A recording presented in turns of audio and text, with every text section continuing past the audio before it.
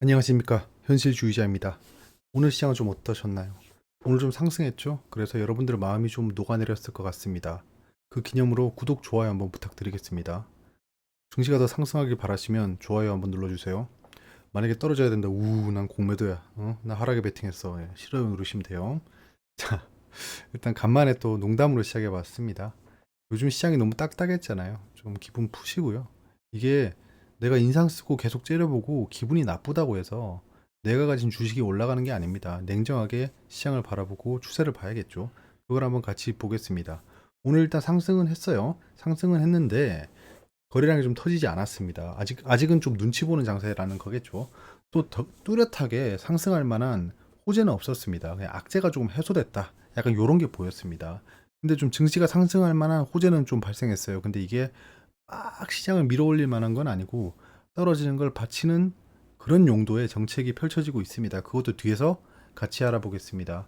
일단은 하락 추세가 좀 멈췄고 기술적 지표가 바뀌는 구간이 생겼습니다. 그것도 뒤에서 말씀드릴게요. 일단은 오늘 시장이 좀 상승했다 정도만 체크하고 넘어가겠습니다. 자, 투자자 예탁금이랑 반대 매매 비중을 계속 봐야겠죠. 반대 매매 비중이 줄어드는 걸 봐야 된다라고 말씀드렸죠. 지금 반대 매매 비중이 줄어들고 있습니다. 줄어들고 있어요. 그와 함께 투자자 예탁금도 줄어들고 있기 때문에 이건 좀 상쇄될 것 같아요. 일단은 신용 반대 매매가 점점 잦아들고 있다. 그 와중에 가뭄의 단비처럼 상승을 했기 때문에 증시가 추가 반대 매매는 좀 예상하기 어렵습니다. 현재는 어렵습니다. 단기적으로 반대 매매는 발생하기 어렵다. 여기까지만 체크하고, 자, 반대 매매 축소 중에 증시가 상승했던 겁니다. 반대 매매 비중이 축소되고 있고 이 와중에 증시가 상승했기 때문에 추가적인 반대 매매는 없을 거다입니다. 없을 거다. 단기적인 바닥 형성이 좀 가능해졌죠. 왜일까요? 크게 두 가지 이유가 있습니다. 첫 번째, 그 영국 총리가 이번에 선거에서 이기고 나서 자기는 경기 부양을 하기 위해서 감세를 하겠다라고 했습니다. 감세를 하겠다. 감세라는 건 간접적으로 돈을 푸는 겁니다. 직접적으로 돈을 푸는 건 이제 연준이 했던 그런 양적 완화죠. 그게 아니고 감세를 통해서 간접적으로 돈을 풀겠다라고 했는데, 그럼 이제 영란은행이랑 스텝이 꼬이는 거죠. 영란은행은 지금 전 세계 인플레이션이나 그런 것들을 고려해서 금리를 인상시키면서 자본을 회수하려고 했는데, 지금 새로 정치권에 들어온 애들이 감세를 하겠다라고 해버리니까 이 스텝이 완전 반대로 가는 거잖아요. 그러면 결국엔 정치권이 양적으로 돈을 풀기 위해서는 채권을 발행해야 됩니다. 그럼 채권이 많아지면 어떻게 되죠? 채권 수익률이 올라가죠. 채권 가격이 떨어지기 때문에. 그런 스텝이 꼬이는 것 때문에 그 전 세계 증시가 경계를 했던 겁니다. 왜냐하면 영국은 그 옛날에 대영 제국 때부터 시작해서 금융의 나라입니다. 전 세계 돈을 뿌려놨어요. 그러니까 인베스트먼트, 투자에 대한 굉장히 큰 규모의 경제를 굴리고 있는 나라인데, 얘들의 힘은 그냥 투자예요. 얘들은 금융으로 돈을 벌고 있는 약간 금융 카르텔이라고 하면 안 되겠죠. 저 잡아가겠죠. 아무튼 영국은 그런 나라인데, 얘들이 양적 축소를 하게 되면 전 세계 자본을 회수할 거 아니에요. 그럼 신흥국부터 시작해서 자본이 영국으로 몰려가는 겁니다. 그래서 증시가 하락할 수 있는 거예요. 그런 상황인데 지금 영국의 정치권이나 금융권이 스텝이 꼬여서 사람들이 혀를 차면서 이거 좀 잘못되는 거 아니야? 이런 생각을 해서 증시가 떨어졌던 겁니다. 자, 그러면 지금 감세를 그 롤백 한다고 하잖아요. 안 한다고 하잖아요. 그럼 이때까지 이 영국으로 인해서 떨어진 게 복구하는 겁니다. 그런 상황이라고 보시면 돼요. 그리고 증안펀드 얘기가 나왔습니다. 제가 얼마 전에 바로 정책적인 움직임이 있어야 되고 그럴 타이밍이 됐다라고 말씀드렸잖아요. 그 증안펀드 얘기가 오늘 나왔습니다. 10조 원 규모라고 하네요. 뭐 그리 큰 돈은 아니지만 그래도 증시가 이제 폭락할 때 증안펀드가 들어오겠네. 요런 안정감이 생기잖아요. 그러면 어떤 게 막아지냐 하면 공매도가 줄어듭니다. 공매도가 줄어들어요. 근데 또 증안펀드랑 발을 맞춰서 시너지를 내려면 공매도도 금지를 시켜야 된다라는 게 정책적으로 좀 같이 가는 겁니다. 그럼 여기서 외국인 기관에서 경고를 한 거예요. 너네 공매도 계속 또 하잖아? 너네 그럼 공매도 중지할 거야. 약간 이런 얘기를 한 겁니다. 그럼 이제 오늘이나 내일 조만간으로 공매도를 완전 그냥 피날레를 치고 더 이상 공매도를 하지 않겠죠. 예전에 코로나 때도 그랬잖아요. 공매도 금지시킬 거야 라고 하자마자 공매도를 엄청나게 했잖아요. 앞으로 못 할 거니까 시커내 놓는 거죠. 아니 근데 이 정도 상승이면 이제 바닥 아닌가요? 라고 얘기할 수 있어요. 근데 아직 저는 희망 고문일 수 있다고 봅니다. 왜냐하면 멀리 갈 필요도 없습니다. 과거 사례를 보면 됩니다. 자, 지금 1번이 오늘입니다. 요렇게 하락할 때 보시면 쭉 하락하다가 개바락 난리치다가 지금 갭 상승하고 이렇게 올라갔어요. 5일선 위로 올라갔죠. 거래량은 터지지 않았어요. 이런 상황이 발생했다는 겁니다. 그러면 아니 이 양반은 바닥 아닙니까? 라고 할 수 있는데 조금만 더 뒤로 가볼게요. 비슷한 상황이었죠. 여기 자, 떨어졌다가 또 갭 상승 올라갔죠. 자, 그 뒤로 어떻게 됐나요?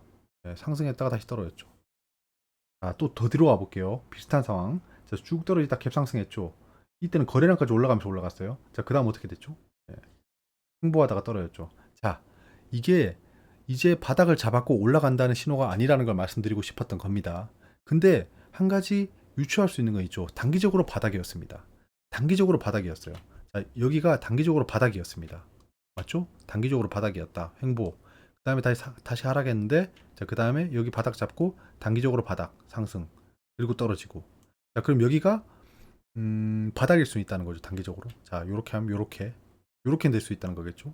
아니면 지난번처럼 되려면 이렇게 상승할 수도 있을 거고.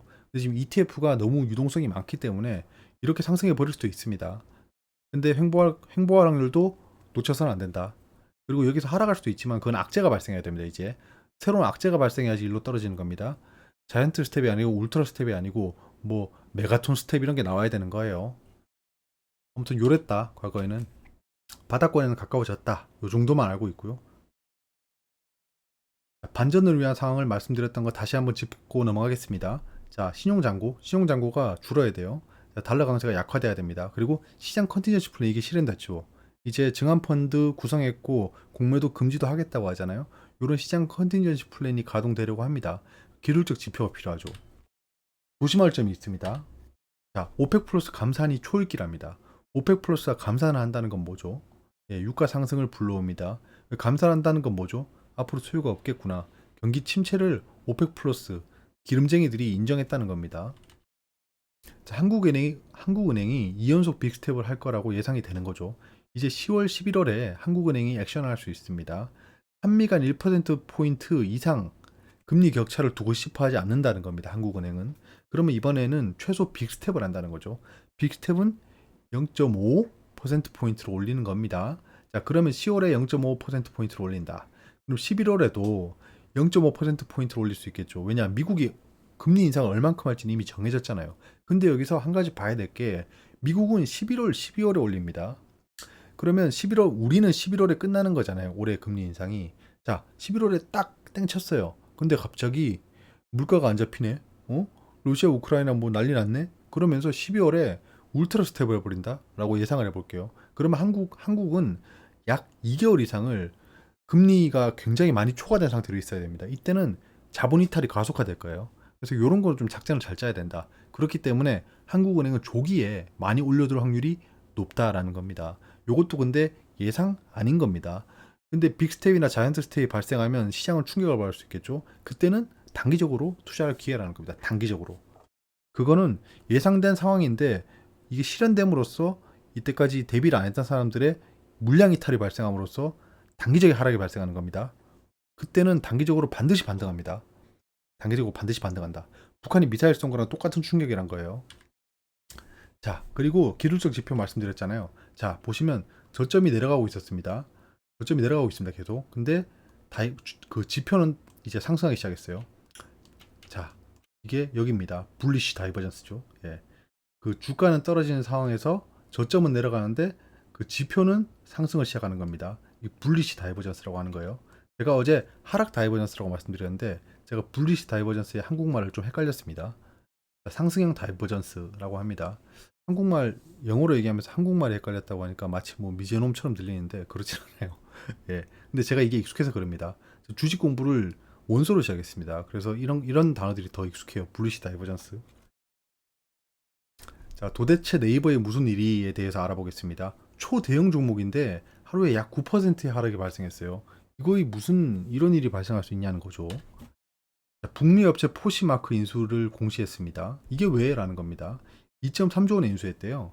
근데 포시마크 종가 대비해서 15% 비싸게 샀다? 뭐 이런 얘기를 하고 있습니다. 포시마크가 어떤 업체냐? 패션이나 명품 관련 중고 마켓, 당근 마켓이란 겁니다. 근데 뭐 이제 전 명품이라고 안 합니다.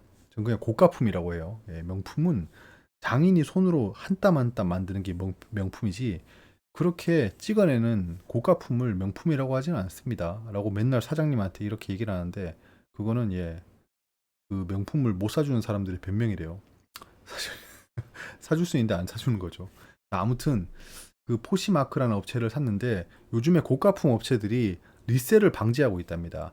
리셀이 뭐죠? 산 다음에 파는 거, 그 다음에 가지고 있는 걸 파는 거, 이게 리셀인데, 그게 중고마켓이잖아요. 그런 걸 방지하고 있는 와중에 무슨 지금 중고마켓에 인수하냐, 이런 두 가지 우려를 표하는 거예요. 자, 네이버 매매 동향을 보겠습니다. 자, 네이버의 하락은 정해져 있었어요. 이게 제가 계속 말씀드렸었잖아요. 네이버 고가 때. 그때 하락한다고 말했다가 제가 어떻게 됐죠? 악플 테러를 받았습니다. 이씨, 그냥 악플 단 사람 다 어디 갔어? 아무튼 다 떠나서 이때부터 공매도가 상승하는 게 보이죠. 예. 이런 거를 보면 뭐 미리 예측은 가능한 거죠. 공매도가 계속 상승했습니다. 자, 근데 현재 어떻죠? 주가는 떨어지고 있는데 공매도는 하락하고 있습니다. 이렇게 공매도가 떨어지고 있다. 공매도 잔고죠. 요 산이 공매도 잔고입니다. 공매도 잔고가 떨어지고 있다. 즉 공매도가 상환되고 있다는 겁니다. 주가는 하락하고 있지만 공매도는 상환되고 있다. 자, 오늘 많이 하락했잖아요. 그럼 공매도 잔고가 올랐는지 떨어졌는지만 보면 돼요. 개인이 계속 받아내고 있고요. 요 하락의 주범은 외국인이다. 상승도 외국인이 시켰으니까 하락도 외국인이 시키는 거죠. 근데 기관은 뭐 점점 팔고 있지, 막 폭발적으로 팔고 있지 않습니다. 근데 여기서 우려해야 될 점이 있어요. 신용이 단기간에 굉장히 많이 상승했어요. 회색. 신용이 단기간에 많이 상승했기 때문에 오늘 만약에 신용이 많이 털렸을 겁니다. 오늘 하락 때. 그리고 내일 그 시초가에 하락이 굉장히 많겠죠. 신용이 좀 털릴 거다.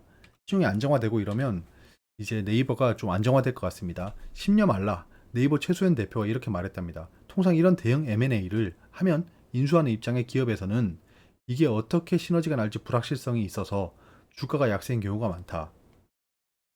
국어적으로 좀 안 맞는데요. 정리하면, 그러니까 대형 M&A를 하면 이 투자 관련 그 평가하는 애들이 굉장히 우려를 표하는 경우가 많다는 겁니다. 왜냐? 저거 인수한 게 과연 시너지가 날까? 뭐 이런 의문을 제기한다는 거예요. 즉 공매도 세력은 의문을 제기하고 매수하는 세력은 아주 호재야 이렇게 얘기한다는 겁니다. 그건 네이버 바닥권 진입했다고 생각합니다. 예. 이제는 그렇게 말할 수 있을 것 같아요. 예전에 고가 때는 제가 하락한다고 했는데 이제는 반대로 입장을 이제 바꾸겠습니다. 왜냐면 하락할 만큼 하락했기 때문에요. 대형주이다 보니까 상승할 확률이 높습니다. 여기서는 공매도 쇼트 커버링이 발생해야 돼요. 쇼트 커버링이 발생하면 굉장히 빠르게 상승할 겁니다. 이제 빠르게 상승할 건데 그게 우상향을 얘기하는 거 아닙니다. 근데 단기적으로 바닥에 진입했다고 봅니다. 여기서 최소 횡보할 거라고 보는 거예요. 공매도 잔고를 잘 봐야겠죠. 이렇게 제가 짬이 날 때마다 말씀을 드리겠습니다. 네이버를 봐달라는 분들이 너무 많았어요. 그럼 카카오는? 이라고 하면 카카오는 다음에 얘기할게요. 자, 바닥이라고 사는 거는 장기 투자입니다.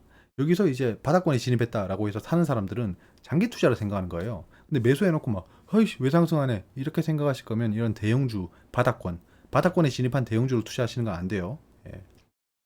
단기적으로 상승하는 종목에 불을 타는 게 맞습니다. 중기 스윙이겠죠. 중기 스윙. 그 다음은 현대중공업에 대해